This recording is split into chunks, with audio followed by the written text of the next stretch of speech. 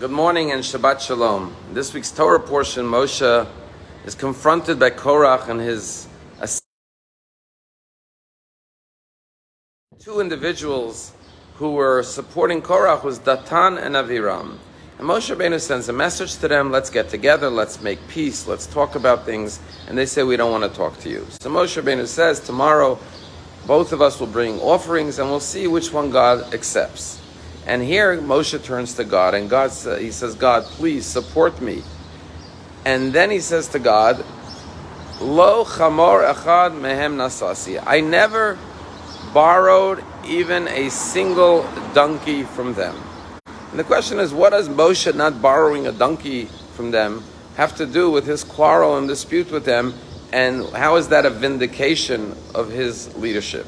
So Rashi famously explains it and says that what he was saying was, I was such a selfless leader that even when you asked me to go to Egypt to take the Jews out, I didn't even ask them for transportation. I didn't ask them for airfare. I didn't ask them for a donkey. I used my own donkey. I went on my own dime, and therefore, you know I've been a faithful shepherd. But there's another beautiful interpretation, because Moshe Rabbeinu, as the great leader, was not seeking to find blame on others and seek to curry favor with God. But on the contrary, he was looking not outward, but as a truly great person looking inward and saying, what have I done? Or what could I have done better to have avoided the situation I'm in today? And therefore he looks back and he says, maybe I didn't have a relationship with them. Maybe I didn't reach out to them enough. After all, they've been my opponents for many years. Maybe I could have found a way to interact with them. Maybe I could have borrowed a donkey from them and established a relationship through kindness so that I could have an influence on them that would have avoided the situation we're in now. And that's the truth in every person's life. It's easy to right away be upset at other people and blame other people for their faults. But a truly great person like Moshe looks within himself and says, what could I have done better? Maybe it's not all their fault. And sometimes you see people doing things that are disappointing. And we tend to just look the other way and say, terrible. But maybe if we have a neighbor that's going on a bad path, we could knock on their door one day and say, could we borrow some eggs?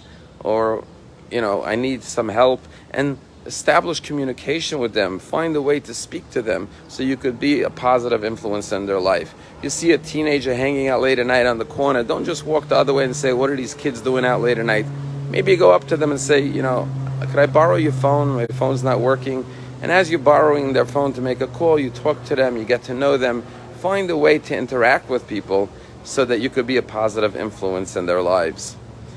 Tonight is the 28th yahrzeit of the Lubavitcher Rebbe. And the Lubavitcher Rebbe was a person who never gave up on any human being.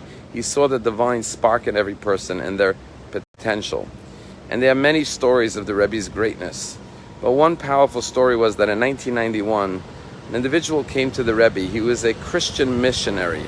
And he said to the Rebbe, when the Rebbe would greet anyone who wanted to get online for $1 for a blessing, he said to the Rebbe, I converted to Christianity and I write books about my faith in Christianity, and I want to give the Rebbe a copy of my latest book.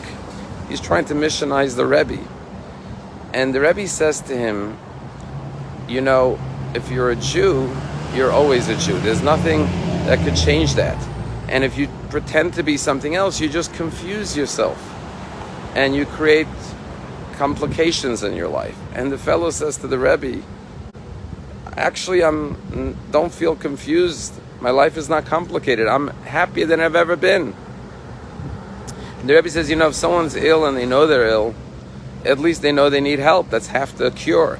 But if you're ill and you think you're healthy, that's a greater degree of illness. If you're in darkness and you think you're in light, that's even worse. So the Rebbe says to him, you're a Jew and you need to reclaim your Jewishness and proclaim it to all your family and friends and show them and bring them back to show them the depth of teshuvah, that it's never too late to come back. The fellow goes on to say, but Rebbe, it's not my fault. My parents never took me to synagogue or taught me Judaism when I was a child. The Rebbe says, if a child is ill and the parents don't give them medicine, doesn't mean when they become an adult they don't have to get healthy. At that point, the man says to the Rebbe, Rebbe, will you take my book? And the Rebbe said yes, and he takes his book and he says, I'm taking it so you'll have one less copy to give to someone else. And then the Rebbe gives him $1 and a blessing, and the Rebbe says you should reclaim your Jewish identity in a way that you show you're proud to be a Jew. The man leaves the Rebbe. All of this is documented in a video exchange. 24 years later, 2015, 20 years after the Rebbe passed away, there are Chabad students running a camp in Lugano, Switzerland. They go into the local synagogue and they see a Jew sitting and praying with talit and tefillin. And they recognize his face from the video exchange of the Rebbe speaking to this man. They go over to him and they say, what's your name? And he tells them his name. And they say, by any chance, were you by the Rebbe in 1991? And they just remind him of the conversation. He says, yes, that's me. And I've returned to my Jewish faith. And like the Rebbe told me, I should proclaim my Jewishness and celebrate it publicly so everyone could see that I've returned to my proper Jewish path. That's what a great leader does, like Moshe Rabbeinu, like the Rebbe in our generation. Sees everyone's potential, never gives up on another person, even when people have made terrible mistakes, sees a way to help them redeem themselves. That's a lesson we could all take to heart. Have a wonderful Shabbat.